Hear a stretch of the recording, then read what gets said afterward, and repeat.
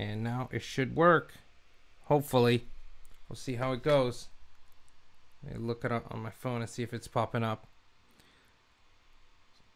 Yeah. See, it's working. We're live. Let's see here. You said you could see it? Yeah. Okay, well, perfect. Thank you guys for tuning in. As promised, I have Giuseppe Stuto with me from Bitcoin Private, and I figured we could have a little chat and see if you guys want to ask some questions, and maybe we can debunk some myths or some of these straw man arguments you always hear around that really get on my nerves. So, Giuseppe, how are you? I'm doing great. Thanks. Enjoying this nice Monday afternoon. How are you doing? Hey, so far so good. You know, trying to do this live stream. It's the first time I have a guest, like I was telling you, so hopefully it won't be too much of a disaster. All right, it's an honor. Hey, then no one else will ever want to come on if it's bad. Yeah, I don't think that'll be the case. I think it's going to be a great show. Well, that's perfect. Thank you. I appreciate it. So, if you want to start off, tell us a little bit more about yourself. Sure. So I'm from. I originally grew up in Italy until I was 5, and then I grew up in Boston, Massachusetts, so just right outside of Boston. Grew up there, went to school all my life in Boston. Then became, after college, a software professional. So I've run a couple of different tech ventures. My most recent one's currently going through an acquisition, and been always on the consumer software side. And I've been involved in crypto now for a couple of years, and on the blockchain and actual project side, became a part of the Bitcoin private community earlier in January. First, what pulled me to it was seeing just a lot of different professionals from different areas coming together to work on a project which has a noble cause and mission. And now I've just been been a part of that open source community for a while now. And yeah. Sounds awesome. Did my image already freeze up? Because it froze up. We're good. I think some people saying my volume's too low. Let me try something. Hold on. Okay. How's that? The volume better now? Okay. All right. We'll fix that. No more headphones. Okay. So, perfect. Basically, yeah, been now part of the open source community since earlier in January on the Bitcoin private side, and it's been a very interesting experience so far. It's great to see a community that's growing, coming together, and taking a part of this greater crypto experiment, right? I think even Bitcoin, which is by far the strongest and most long-lasting project out there, is even to many still considered an experiment. As with the internet's still an experiment. So, Absolutely. Yeah, for some reason I think my image is froze up. Oh yeah, actually, it. Oh okay, yeah, I'm on it. It is. It kind of is. I don't know. But anyway, if you can hear me, that's all that matters. Right. So, that's very interesting. So I was wondering, what made you choose Bitcoin Private? As far as you were kind of approached and they pitched you and you decided to get on board? Was it, or because you were, your attention was taken by privacy-centered coins? Yeah, so I mean, I have a personal thesis on privacy-centered coins. I think that cryptocurrency is by far one of the most effective and efficient methods of peer-to-peer electronic cash transacting. That's for sure. But I think what's going to happen is the more mainstream these types of transactions become, and as they become more commonplace in today's commerce throughout the world, the issue of privacy or lack of privacy is going to become more and more prominent, especially for business owners, right? I think it's very important for private business owners to be able to transact securely and not have to worry about, for example, their competitors knowing, how much revenue they generate, who their customers are, etc. So I think just that being one component of the multifaceted thesis I've always had,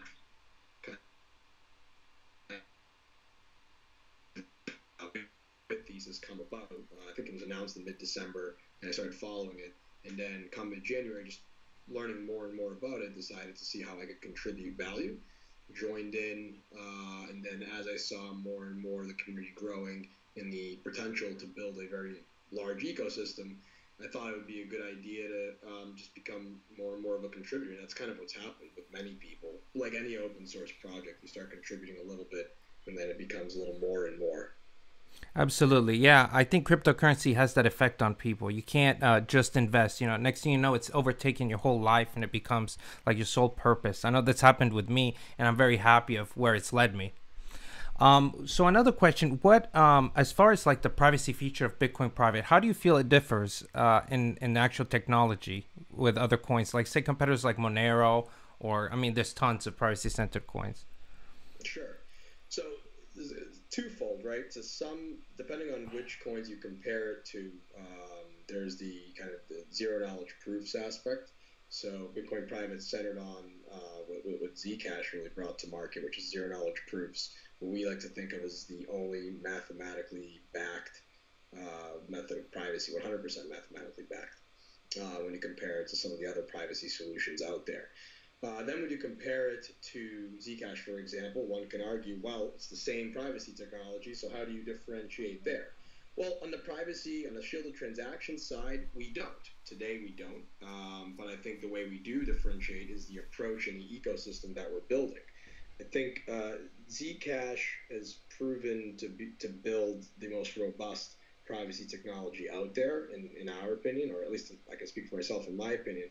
But I think where there isn't a, if you want to say a proven commitment or just kind of history, is of building consumer-facing products that try to bring that privacy technology to a more mainstream level. And that, in our opinion, which is part of our thesis, is part of the winning approach. It's important to have very strong privacy-based technology, which some of these other projects have, obviously. But then it's just as important to be able to scale it and apply it in a mainstream fashion and actually see its adoption through, right? Absolutely, I agree 100%. Now, another thing, as far as the, I just forgot what I was gonna ask. I shouldn't have spoke and said I agree because then it made me forget. So what? No, what I was gonna say is, oh yes, on your point of saying the only coin that's mathematically proven to be anonymous or private, what exactly does that mean?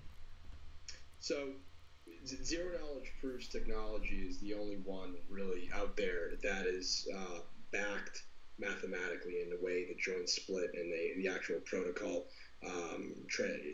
processes these types of transactions. Some of the other privacy technology out there is sometimes more, you can refer to it as obfuscation. So Mm-hmm. whereas there is, if you dig down deep enough, a vulnerability where one could unshield the transaction, right? So some of the technology out there, the Mixin's approach, for example, there's depending on how the transactions are set up, there's sometimes there's a 1 in 5 chance that someone could actually exploit a particular transaction Yeah. depending on what method they go about. But that's and on a high level. Mm-hmm. So with Bitcoin Private, you can't identify the receiver, you can't identify the sender, and you can't identify the transaction amount either, right? Correct. And then you can't identify the contents of the transaction in any way, shape, or form. Like some other methods, through obfuscation, you can gauge the size of the transaction, and Yeah. based off of that, over time, you can start to get a sense of matching up the size of the transaction, etc. So as far as implementing that privacy, is it private by default? Is there anything extra that we have to do as far as Bitcoin private holders? Like for me to transact in an anonymous way, do I just use the coins? Do I send them, or is there anything else that I must do?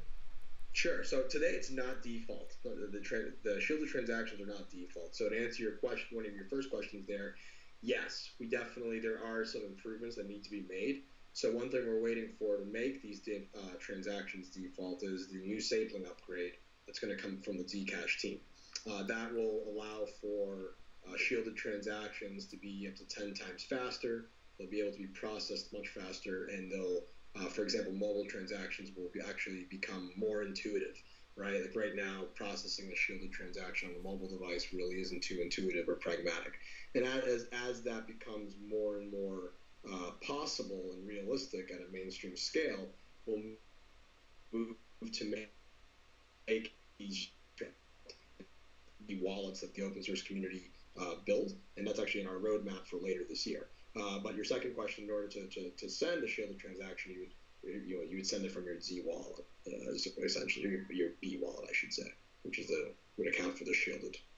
Okay, okay. So right now there is a certain level of privacy as far as Yeah, owning and transacting. there's a large level. I mean, there's already some merchants that have started accepting Bitcoin private as their form of payment, not sole form of payment, but a form of payment, and they accept only shielded transactions. So in that case, it's 100% private. There are no transparent transactions coming to or from these merchants, for example. That's really good. And actually, because that's a big criticism I hear, a rhetoric that I hear over and over again about it not being private by default. But I do appreciate the fact that you guys are working towards that. For sure, for sure, and it's an ongoing.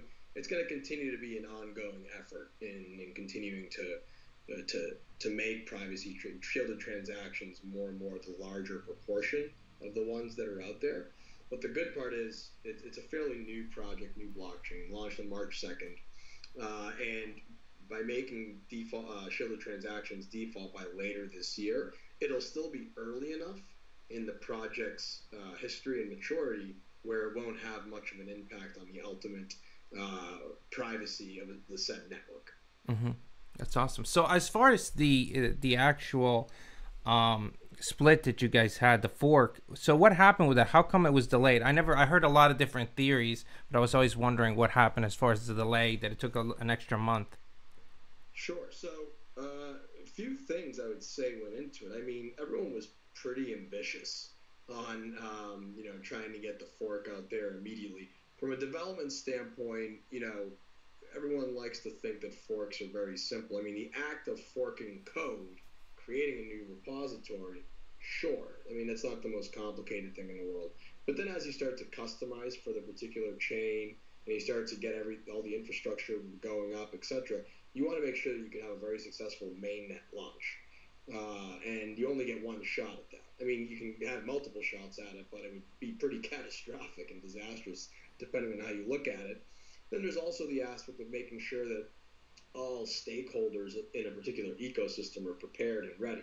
So we wanted to make sure that we would have enough ample time to get a test net up and going, test out the fork simulation a couple of times, share that test net with exchanges who are would be considering making Bitcoin private more accessible, etc. So there's not one particular reason. It's just all of those aspects together and being realistic. I mean, yes, you can say you want to do something right away, but then when you really look at all the variables and start to understand that it's just not as simple as everyone once thought, you just sometimes have to rip the Band-Aid off and make a decision that, it will be in the best interest of the ecosystem to take a little bit more time in polishing all the loose ends. Absolutely. I think a lot of us that were very interested in the fork, I think that's the sentiment that we got. We got the feeling that you guys didn't want to release something just to release it. You wanted to make sure that all the ends were tied. And so that was good that you guys took the time and didn't release a half-done product. But as far as some of the questions leading up to the fork, I know a lot of people thought that there was manipulation or some people that were that knew about the fork that was happening, that was buying up, that contributed to the spike in price. This isn't the case, or you want to expand on that a little bit? Yeah. So, I mean, I can't really comment on all of the speculation that people say goes on out there, right? Because, I mean, of course. there was no, to my knowledge, there's no coordinated effort on anyone who's part of the open source contribution team of doing anything malicious like that. So, I mean, it's just nonsense, in my opinion. Absolutely. Yeah, it's a narrative that I keep hearing over and over, and it's very frustrating because when people bring that up, talk to me, ask me, call me. I'll give you my phone number. Yeah. Call me. I mean, I have nothing to hide, me personally, and the people that are also the other open source contributors that I know also have nothing to hide. So I think that it's people that want to build false, unfortunate narratives, and it's just BS. Yeah, I mean, it's a trend. You see it everywhere. Everybody always has something negative to say about every fork. Exactly. Personally, I was excited about it from the beginning.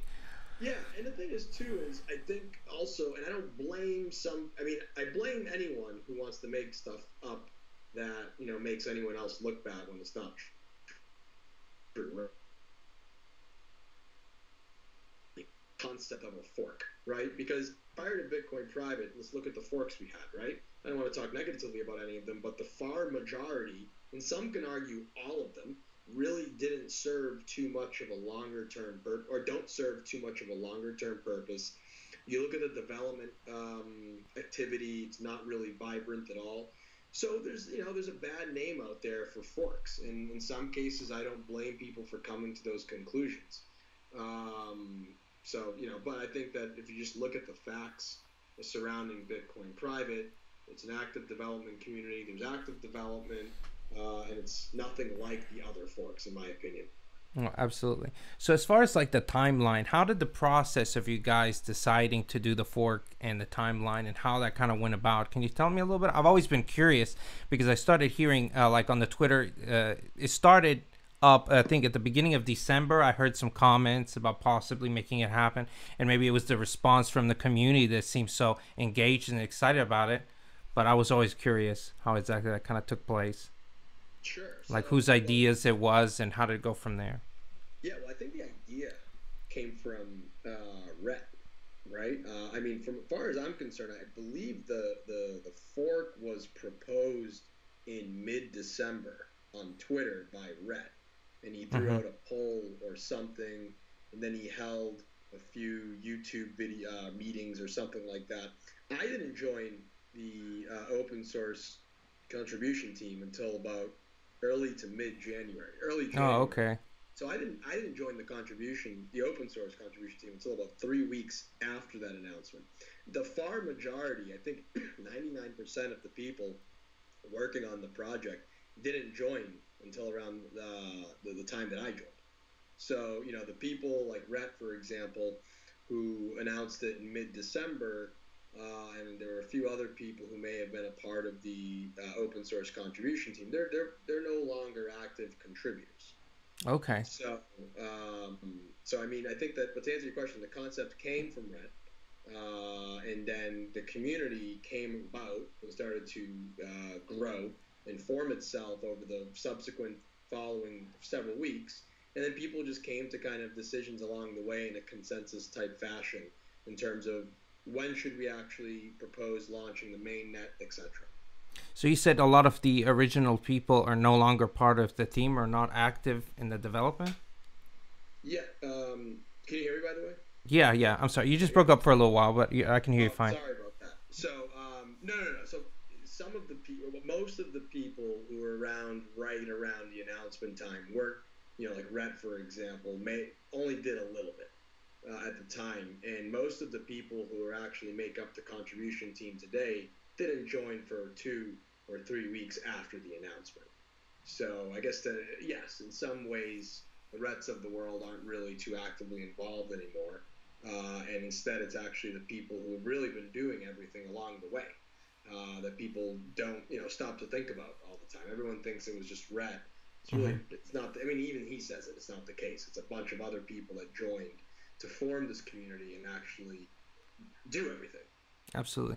Another question I get a lot, and I think you've addressed it before as far as the name Bitcoin Private. But since we have people watching, I figured I'd ask again. Now, how come was the consensus on the name? Did someone decide the name, or was it a vote? It was a community. Sure. So it was a vote, as far as from what I remember, it was Rhett that put up a vote with a Hmm. few choices, 3 or 4 choices. I forget how many, and everyone voted for Bitcoin Private, and I think that's what they went with.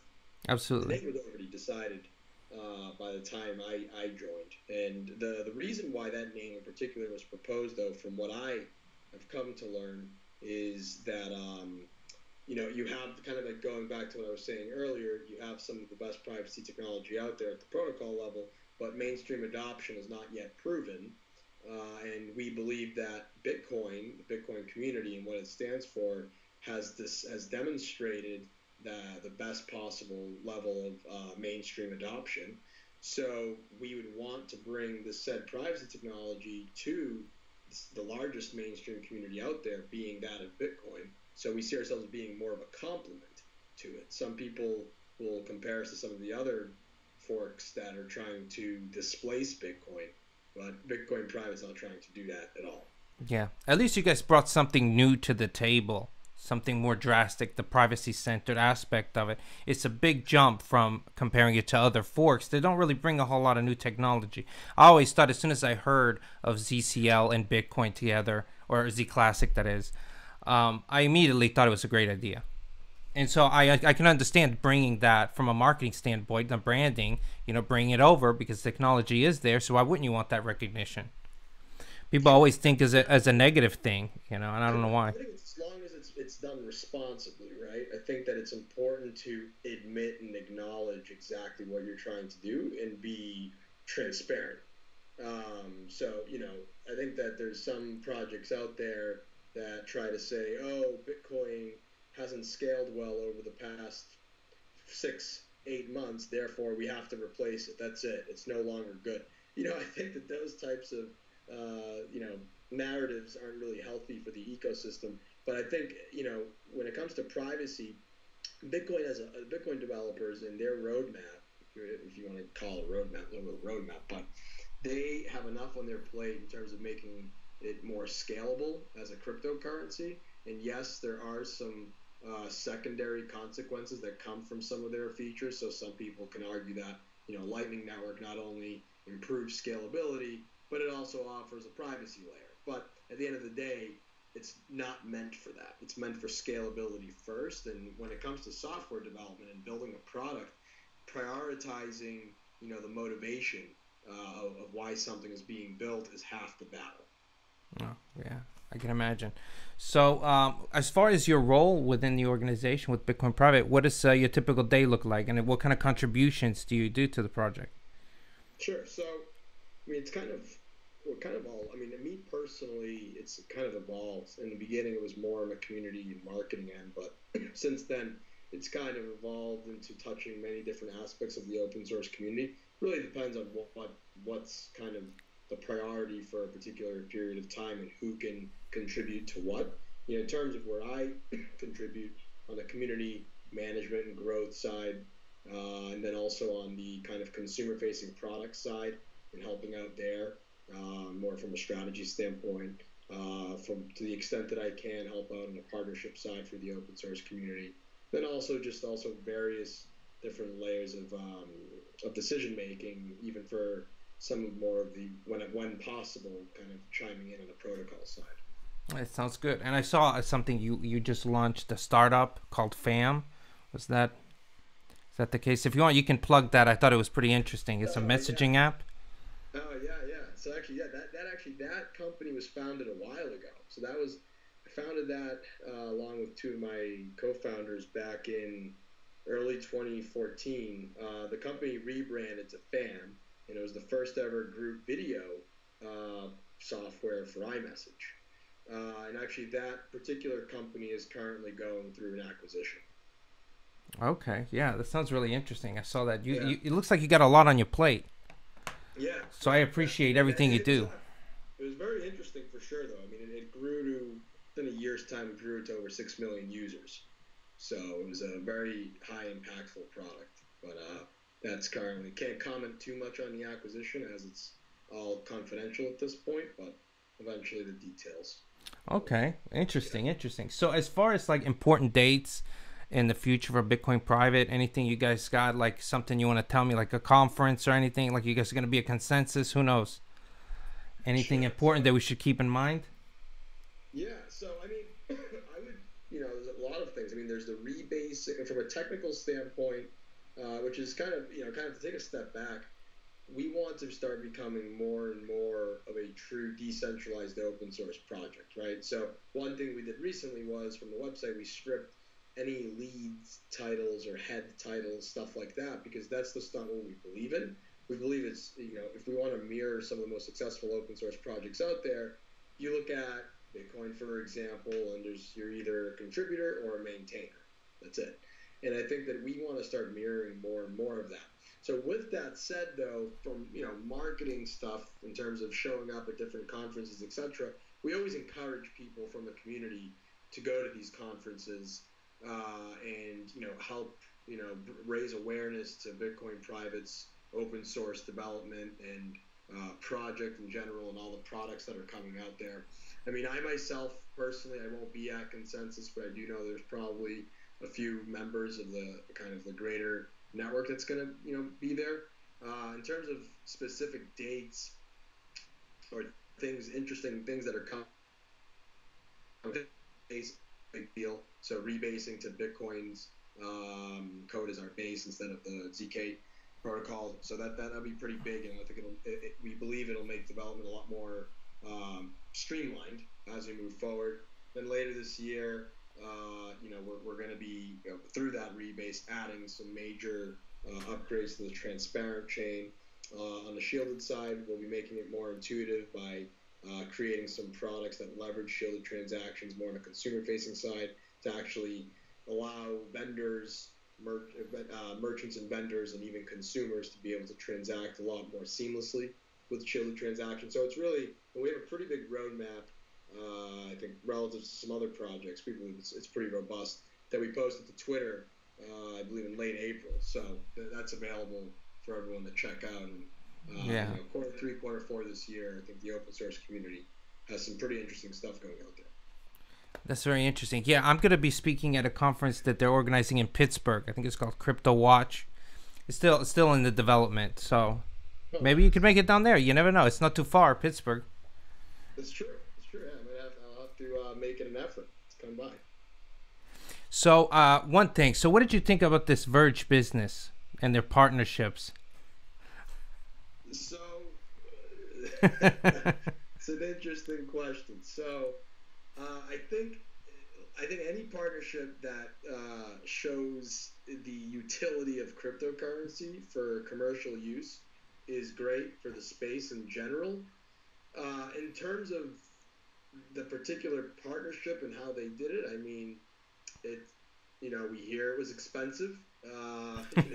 So I mean, I don't think it's scalable for any organization, any open source community, or anything for that matter, to spend that much on striking a partnership.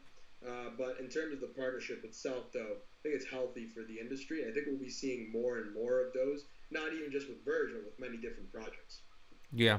Oh, any publicity is good publicity, of course. My frustration was, like you said, that they had to, raise money from the community to establish this partnership. And then that now, they're using coin payments to transact the Verge, which with a click of the button, they could accept all cryptocurrencies. So, I mean, they just bought an exclusive deal, if you will, but it really just pushes out other viable options as far as cryptocurrency. Exclusive deal, though. Temporary. So yeah. It's not it's going to expire, and then, like you just said, they will end up adding a lot of cryptos. Now, I mean, I don't know what a lot, but they will be adding other cryptos, plural. That's good. Hey, if you want, we can check and see if there's any comments. Like I said, on my end, it's hard for, any questions? So is this guy any questions? I'm looking at the comments right now. I haven't been, I've just been wanting to kind of get your questions. But, of course. Community. What do you guys, all right, here we go. Okay, good question. Is the security of Lightning not enough? Is ZK Snarks absolutely necessary? So the Notorious Hornet asked that. That's a really good question. I think it depends on the perspective. And I think that the jury's still out on that. I think there's some really good arguments in terms of, does Lightning provide enough privacy? And there's some arguments against it that argue that we shouldn't take any chances at all when it comes to our privacy, because we don't know how advanced some of these actors out there can become in terms of breaking down our said privacy. So it depends on the respective communities. From the Bitcoin private sides of things, we think you don't want to take any risks when it comes to privacy. That's for sure. So a couple more good questions. Crypto Card Talk. Rhett Talks, Bitcoin Prime. Rhett Talks. I don't know what you mean by that. I don't know what you mean by that. I mean, we've spoken to Rhett in the past. He's obviously a part of the team. We decided to move away from Rhett. I think Rhett has his plate full, and his priorities may have not been aligned with everyone else's on the contribution team. So Bitcoin Prime, I don't have a comment on it. I don't know enough about the project, to be completely honest with you. I don't know enough about Prime Coin or anything like that. You own a suit. I do, but like many people in technology, I'm more comfortable wearing what I wear. I don't believe in I think there's a time and place for a suit. I don't think this is one of them. I mean, no disrespect. I think Vincent's show is one of the best ones out there, but You're full of compliments. I appreciate that. But yeah, I like wearing a suit. I do it sometimes. I think it's a great platform. Oh, I'm sorry. Go Yeah, ahead. no, yeah, for sure. I think no. I think wearing a suit is good. I think it depends on the time and place. Yeah, Oh of yeah. course. Um, wow, a lot of good questions. Trying to keep up with them. How does how does vendor support come along? So, I mean, it comes along by making sure you have a product roadmap and you have a partnerships roadmap that goes in hand in hand. So it's a four-phase roadmap that's currently set up that various open source developers are working on. First phase of that merchant platform is already in beta testing with some of these vendors, and I think it comes along by creating a network of vendors that support each other and some really good user-friendly technology for these vendors to use and for their customers to use. When is an official Bitcoin private wallet coming for iOS and Android? That's not Koinami. So I think that's probably going to be tied in with, it may or may not be tied in with the new SafeLearn upgrade from Zcash. I think because we do want to make shielded transactions default, and right now, default transactions aren't really, like I was saying earlier, intuitive on an iOS or Android device. Um, what else? What else? A lot of questions. What do you think, Vince? Am I missing any good ones here? I'm Well, trying like I said, with having this program open, it makes it really to. tough for me Right, to see. So, and on my phone, it's not showing the questions. right. Exchanges. I think everyone in the open source community is always working towards making Bitcoin private more accessible via exchanges. So that's an ongoing effort, and it probably will always be an ongoing effort, especially at the rate new exchanges are popping up. Uh, Talk about why he leaves projects. Crypto card talk. Referring to Rhett, you'd have to ask Rhett that question. I don't know. Um, I can't answer that for him. Why he decides to work on different projects. Uh, let's see. Any new surprises coming from Bitcoin Private? I think we talked about that a little bit. Talk Japan. What do you think about Japan, basically? I'm assuming they're referring to Japanese exchanges taking, I guess, cracking down on crypto and then maybe taking a stance against privacy cryptos, I think. Yeah, I mean, it's tough. I don't like it, but I think that regulation in one way or another is going to help the community as a whole. It's going to make it more trustworthy. And historically, it's always helped. I mean, in the end, there's only so much we can do and control, and I think that Bitcoin Private is one of those projects that's trying to make sure circumvent that and make sure that if the government has these prying eyes, that we do have a place to go where we know we're not constantly being watched or monitored. So I guess that's kind of the philosophy. That's why we need projects like yours even more today than we have. Right. And I think it's also too early to call. I think that there's a lot of rumors, a lot of speculation, of course, but then at the same time, I think that it also depends on the kind of mission and responsibility of these projects and what they kind of put forth and show. And I think that every privacy cryptocurrency, I think, is going to get treated separately because they all stand for different things. They all are developed differently. They operate differently. So Yeah, there's enough room in Malta. They'll all start moving to Malta. right. So, actually, I like this question a lot. Why doesn't Bitcoin Private get slash have any big name advisors for the project? So, that's a really good question. I mean, we're always looking. I think the open source community is always looking for people to want to contribute, right? And it's not like we're not open to bring people on, but at the same time, it's not a private company at all, and I think that is usually overrated. I think there's a lot of projects out there that spend more time than they should getting advisors when they should be spending it on actually building product and building technology. Absolutely. Advisors don't build your company. Advisors might make your white paper look better. Advisors might do whatever else optically that makes you look better. But at the end of the day, they're not going to build it. And I think most of the time it's an overrated prospect. So, Absolutely. I think advisors are really just to make your project a little bit more legitimate. It's a few names on a website. I think majority of advisors do very little even in the like consultation, you know, it means. And I'm sure, you know, like who wants maybe McAfee. You guys can get McAfee on there. But also all these advisors, they're heavily paid. So I think it's a positive thing that you guys haven't sought out some sort of bribing, some sort of tech guru to add to your project. oh yeah, I mean, I've heard some crazy amounts being paid to these advisors. Or it's crazy, actually. So actually, another comment. Aline, not going to tell us a little bit about people who reached out to you guys to help build that DEX we've all been wanting. What's up with that? So, few things. I mean, we've had multiple people actually reach out about either maybe wanting to build a DEX or about asking us to look into building a DEX. And I mean, it's not it requires a lot of time. So I mean, people want to try and build it, go ahead. We're not stopping people from building anything in the ecosystem, but if people are asking the current contribution team to focus on that, or at least the current open source developers that are out there, I should say, I mean, that would require a lot of time.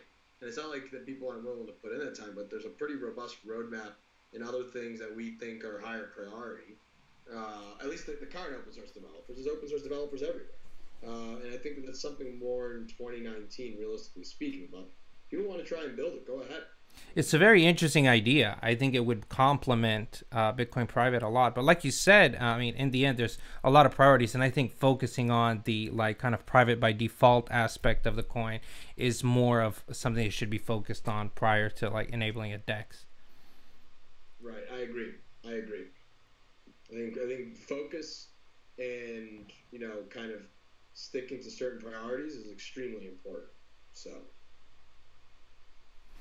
All right. I don't know if there's any other questions. If not, I don't know how long we've made our. Oh, we got a couple more.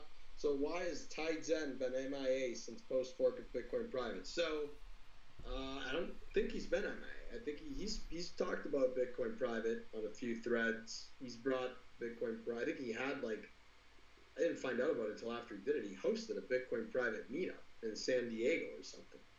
So I don't think he's been MIA. I think he's focused on a lot of cool things and he's constantly out there. So yeah, I think he's doing he's playing a big, good part. Let's see what else. I don't see anything else so far. Oh, I don't think so. What else should we touch on here? Oh, I don't know. I'll think of something. I'm just glad that we made it. It's now 2 o'clock, so at least since it was a little confusion as far as when we were going to start, hopefully everyone has the chance to come in and ask a question before the stream is over.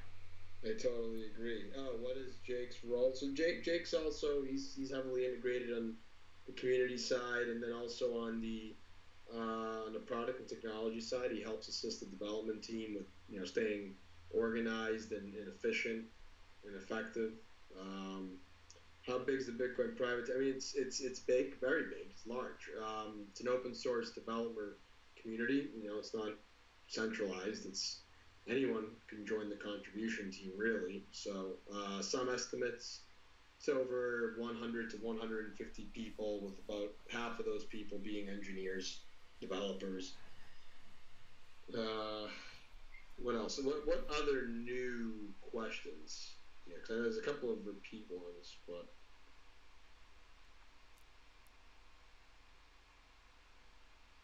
Can you make Bitcoin private by default? We can, and that's on the open source developer roadmap for later this year for sure. What projects are running for real world? I mean, Bitcoin Private's one of the projects running for real world implementation, which is why it's a focus of the merchant product platform for sure. And I see a lot of people bringing up, I think one part of it is making sure the transactions default. That's definitely something that should be the case and it will be the case. A lot of questions on exchanges, of course, but oh yeah, yeah, it's really tough. Private not listed on other exchanges. You can go ahead and respond to that. Oh yeah. Well, nowadays it's becoming very saturated, the market, so it's becoming increasingly difficult to get your coin listed. So it's just one of those things. In the end, the exchanges have it in their best interest to list the coins that are going to be traded the most. So in the end, they try to add what they want. There's only so much control that a coin has on that. And if you look at some exchanges, those want payments, and so you don't want to do that. You don't want to have to bribe somebody to get on exchange. And at the same time, working on the project, I think, is the best way to garner the attention of the exchange. You hit it on the head. Yeah, for sure. I mean, I think that it's been a couple of months now since the blockchain launched. Exchanges are going to want to see nowadays a blockchain operate, function, make sure everything's fine with it, works properly. They're going to want to see that there's a real community of developers behind it, for sure. And it's not as, and then also too, kind of going back to what I said earlier, reality is that there have been a lot of forks prior to Bitcoin Private happen, and whether we like it or not, there's a certain stigma that may or may not come with that. So we're obviously trying to, through actual contribution to the crypto community, effort, building products and tools, show that it's worthy of some of these other, exchanges out there. We're making it more accessible Yeah. It's definitely top priority. So you guys we're now on Hit BTC, right? Yeah. It's now as of late last week. So I think it's the first, larger one. I think Tommy Mustache here, asking about the SMS text messaging technology being developed by the Bitcoin Private team to send Bitcoin Private over text. That's happening. There's one developer in particular that conceived of it where you can send Bitcoin Private right over SMS.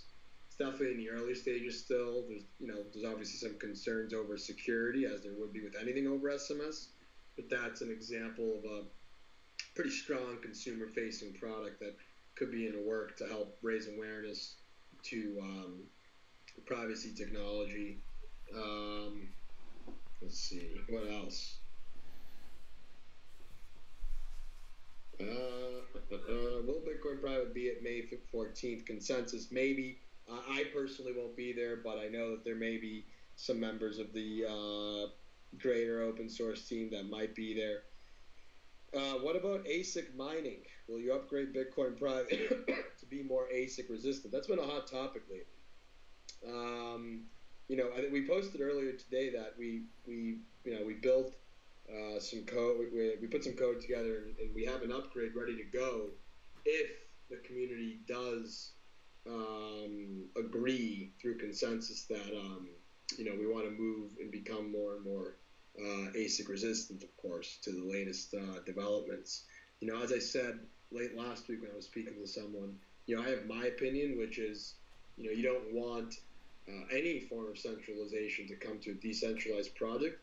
But then the reality is there's consensus, there's the process, right? And we believe in consensus, and we're going to go through that process before making any decision to upgrade the network, etc. That's for sure. Yeah. It was my understanding that as far as the protocol, it's more similar to Bitcoin Gold, right? As far as the mining goes. Yeah. Is there going to be a trigger miners fee? I mean, there's no founders tax or miners fee right now. That's for sure. And that's kind of one big way that we like to differentiate ourselves from others. We don't believe in that. If miners want to mine Bitcoin Private, they shouldn't have to worry about paying a tax to do so, to support the network. So this is all a volunteer. Everyone is a volunteer that's working on the project. Is there any type of incentive? Sure. So there's no miners tax or anything. There are bounties that are given out to volunteers, to people who dedicate their time, etc. So thanks to the donations that came in prior to the fork. Then, so who holds the donation? So the donation funds are governed by several members of the contribution team. The white paper actually goes into that a bit. What else? My image froze on a weird post. Oh, no. Yeah, that's very interesting. Yeah, because I just want to point out here that I was in no way incentivized to have you on the show because I know that's always a hot topic.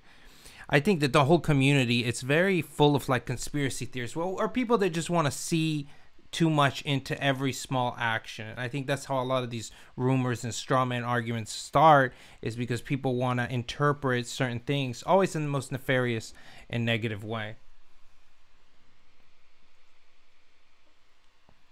I think you might have froze up there, but yeah, I just wanted to point that out. See, can you hear me? Can you hear me? Yeah, now you came back on. I think you froze up there for a second. Sorry about that. Oh, now it's going to look really shady because I asked. I wasn't incentivized to do this video, and then your thing froze up. Yeah, no, that's the truth. And I mean, there's a lot of, I can understand there's a lot of people out there with followings like yourself, and, it's technically speaking, a media property, and, there's value to be had there, but we don't believe in, incentivizing people to help us spread the word. It's, either people find what we're doing is interesting or they don't. Pretty simple. Absolutely. So, are you on Steemit? Also, has any third party done a code review for Bitcoin Private? So, we're not officially on Steemit. In terms of third party code review, I mean, what do you mean by that? I mean, we have had, our white paper was peer reviewed, and certain aspects of the code is reviewed. I mean, there's, all pull requests, etc., reviewed by members of the open source community. We've had some people unaffiliated with the current open source contribution team review some of the more important pull requests that get put out there. I mean, maybe So they mean some sort of, like how some projects do bounties as far as incentivizing, like hackathons or something, as far as like breaching the security, any type of tests like that been run on Bitcoin Private?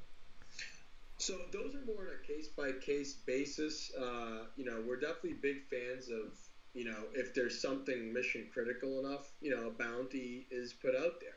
So it's a part of the process already. It's more natural on a case-by-case basis. Then also too, we actually have the our research grants out there that we propose. Or that we're calling for proposals. Excuse me. So researchers who are passionate about privacy on the blockchain, we welcome them to submit their proposals to work on, some innovative features for the Bitcoin private protocol, and in return there would be a research grant given to their group, their institution, or wherever they come from. Oh, that's good. It's very good. Yeah, that for sure. It's really important to embrace innovation. For sure, it's super important. So we're big fans of that, and because I think it's not just for Bitcoin private, but it's also for the community in general, the crypto community in general.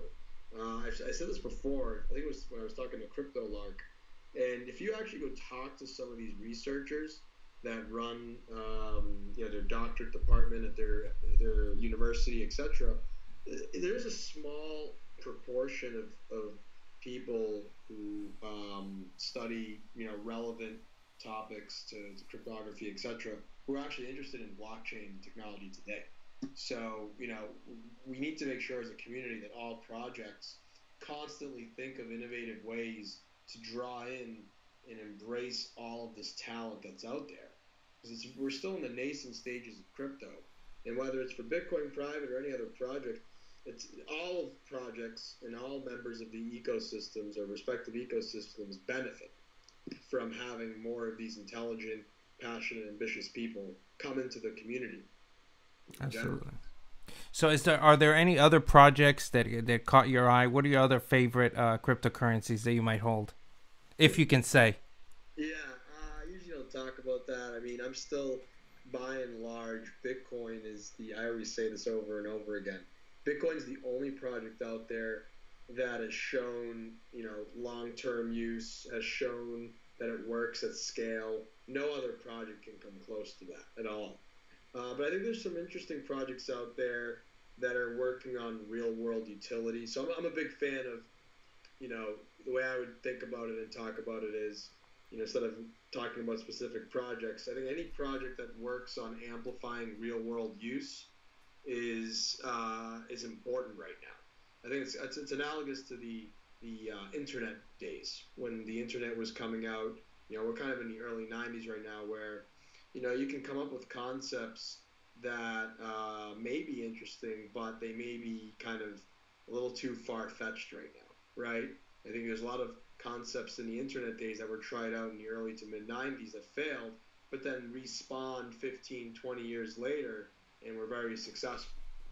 I think one, not to be too far fetched, but grocery delivery.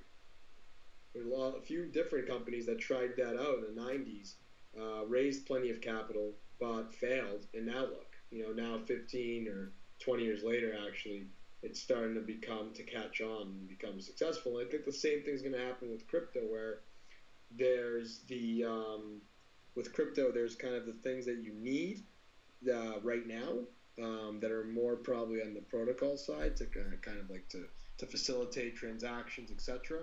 And then there's stuff that is probably a little too far fetched. So Absolutely. It's funny, but my mother, she's always like, I think a few years ago, she was always telling me that I should make an app or do something that does around grocery delivery.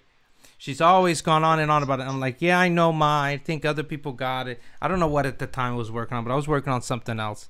And it's funny how there has been this void. I think it was around the time that Uber came along because, I think we could all kind of see that it's shaping to that. Because I would use it. I don't really like leaving the house. If I could convince somebody, just with an app to come bring me anything, that would be pretty convenient. How about liquor delivery? Alcohol delivery? That would be a good one. Unfortunately, there's all those, laws, state laws and regulations that would make it a little more difficult. right, right. So actually, with respect to alcohol delivery, there's a company called Drizzly actually that's based came out of Boston. That's pretty popular right now and is growing pretty quickly. Oh, really? Yeah, yeah. So That's good awesome. team. I'm Good. sure that they make a ton of money in the college campuses. Everybody, because they don't want to leave the house at a party. You call them up. Oh yeah, people will pay a premium for convenience. That's for sure. Oh, absolutely. So you're not giving me any other projects you're interested in other than Bitcoin Private. Not even one. I mean, Here, I'll ask you a few. What do you think about Tron? You're well, speaking about far-fetched, so I figured I'd throw that one out there. yeah, I think the team, from what I understand, is somewhat, depending on who you look at, is reputable. They're not the mainnet's not out there yet, so I think it's hard to judge. I'm a big believer of just do it, right? I'm a big believer of get the technology out there live, get people to use it, and then base it off of live feedback. It's difficult to gauge a project whose mainnet is not launched yet. We can talk about plans all we want, but anyone that can tell you, or anyone that's built technology that is serves some value and impact will tell you that you just plans in the grand scheme of things don't mean much, right? I think if you look at where Bitcoin is today compared to Satoshi's white paper, I mean it's come light years ahead, right? It's the hard work that comes afterwards, where developers are looking at the way people actually use the technology and give feedback on the technology, and then you base changes off of that, and then it ends up evolving. So with Tron, it's tough because the mainnet's not out there, right? So Yeah, I agree completely on that project. As a matter of fact, I did a video a little while ago, and I wasn't too favorable about it, especially with amidst rumors of like the kind of forged white paper, and people were trying to say, "Oh, well, in China, that's a compliment to forged white papers or whatever." And I was just like, I don't know. It seems one thing I always wonder is how much money do projects really need to put this stuff into to deploy it, to have something that you can show for it. It seems like people are raising hundreds of millions of dollars for something that you could do with a couple $100,000 and a team of developers.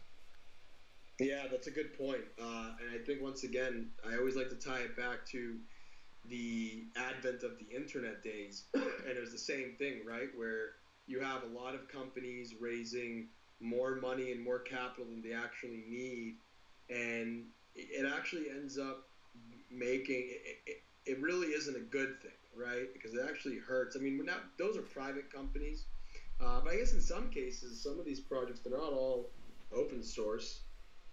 So depending on what the company is and how they launch the blockchain, you got to be careful with how much capital you take in. There's some serious consequences that come with that in terms of limiting your future options, but also too from a question of focus, right? Because then, when you have endless amounts of capital, you decide to make decisions that aren't really efficient. So, oh, I'm going to spend money on marketing this and marketing that. Next thing you know, 80% of the budget gets thrown to marketing. And marketing in a tech game, in a tech world, it doesn't mean much in the long run. Because if you don't have a product by many people, it doesn't matter how much marketing you do. That's only a band-aid in the grand scheme of things. So actually, I think it dilutes focus where it needs to go. I think a lot of times, and it definitely will trip a lot of teams up. Yeah, I agree completely. I think the companies nowadays, they're raising not the money they need, they're just raising what they can raise. However much they can get, they'll just take it, and then they'll adjust and gauge their expectations and the concept based on the amount of money. And like you said, I've noticed it a lot, companies that I had in the previously. If I had a lot of money, you're just not expecting the ROI as much. You're not penny pinching. You're not putting your money where it does the best good because you have a lot of it. And so I think priorities tend to change. And I think when people get hundreds of millions of dollars to make a project, it's like the motivation, like what pushes you to the next level. I think that happens with VCs a lot of times, when they get thrown so much money, $100 million, then next thing deadlines aren't being met. Things are lagging behind. It's because the executives, they're already retired, they've made it. And they know that they have enough funding to carry the project on for 5 years. Exactly. And then that ends up being a bad thing for the project in general in the community because then you have the urgency isn't there anymore. Urgency is a very important aspect when it comes to any technical project, for sure. Absolutely. All right. Well, if you see any other questions you want to address before we sign out, because I think we've Yeah, done so almost an hour. can Bitcoin Private help the people of Venezuela? I think Bitcoin Private can help people of any nation. With respects to Venezuela, I think any cryptocurrency with good intentions is better than what a lot of people in Venezuela have today, Oh yeah. unfortunately. So, yeah, yes, I would say yes. Terms of how exactly does the merchant platform work? I mean, well, it's going to work. Like I said, it's a four-phase process or project, excuse me, and people are going to be able to merchants are going to be able to integrate the merchant technology, start accepting payments, and there's going to be a lot of features that are built on top of that for to kind of for accounting use cases, etc. Let's see what else before. Can you explain? Okay, it's that. I don't know. What do you think, Vincent? Can you explain, is Bitcoin Cash the future or not? I'll let you answer that one. Well, I mean, the main thing is that I like Bitcoin Cash just because I like the fact that they're addressing an issue and trying to fix it in the moment. And I think that increasing block size can last for a lot longer than people think. I think people have this expectation that you can't increase the block size forever. And it's like I feel like Bitcoin is going to end up having to increase the block size anyway. They're just delaying it. Although I do like the Lightning Network. I think it's working. I'm happy that it's working. And like I said, I'm still heavily invested in Bitcoin. Bitcoin's been around for 9 years, but I don't think when it comes to Bitcoin Cash that it was made for sinister purposes. I think it's a good thing. And like I said, when Wikipedia took down Bitcoin, a lot of companies stopped accepting Bitcoins because, it's too expensive and not fast enough. It's taken up to a week to confirm transactions. Now this has changed with the Lightning Network. Things are changing. It's good.